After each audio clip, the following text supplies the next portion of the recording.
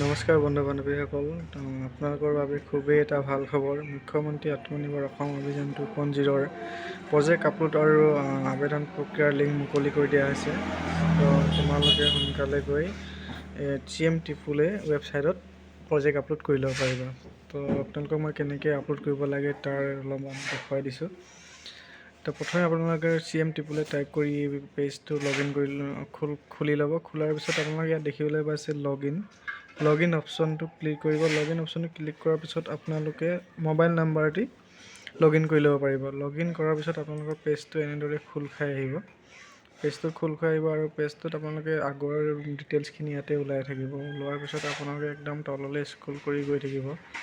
তলত যোৱাৰ আপোনালোকে ইয়াত দেখিব গোটেইখিনি ফিল আপ কৰাৰ পিছত তলত দেখিব যে একদম তলত যাব প্ৰজেক্ট ৰিপৰ্ট। ইয়াতে আপোনালোকে প্ৰজেক্টটো যদি বনাই ৰাখিছে তেতিয়াহ'লে এইটো য়েছ কৰিব। তাৰপিছত তলত দেখিছে is the project report as per CMA format, এইটো আপোনালোকে য়েছ কৰি দিব। য়েছ কৰাৰ পিছত আপোনালোকে প্ৰজেক্ট নাম্বাৰ এটা আছে, প্ৰজেক্ট নাম্বাৰটো ইয়াতে আপোনালোকে বহুৱাই দিব। প্ৰজেক্ট নাম্বাৰটো বহুৱাৰ পিছত আপোনালোকৰ প্ৰজেক্টটো 5 MBৰ ভিতৰত ৰেডি কৰি ল'ব।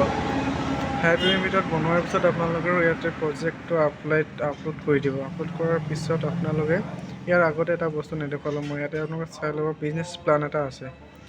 বিজনেছ প্লান লিখিব লাগিব আপোনাক 100 to 500 কেৰেক্টাৰৰ ভিতৰত লিখিব লাগিব। আপোনাক মই দেখুৱাই দিছোঁ ইয়াতে আপোনালোকে লিখিব লাগিব বিজনেছ প্লানটো। লিখি পিনে ইয়াতে ভৰাব লাগিব। তাৰপিছত এনেকৈ কৰাৰ পিছত আপোনালোকে ছেভ কৰি দিব। তো প্ৰজেক্ট কেনেকৈ বনাব লাগে আপোনালোকৰ ভিডিঅ'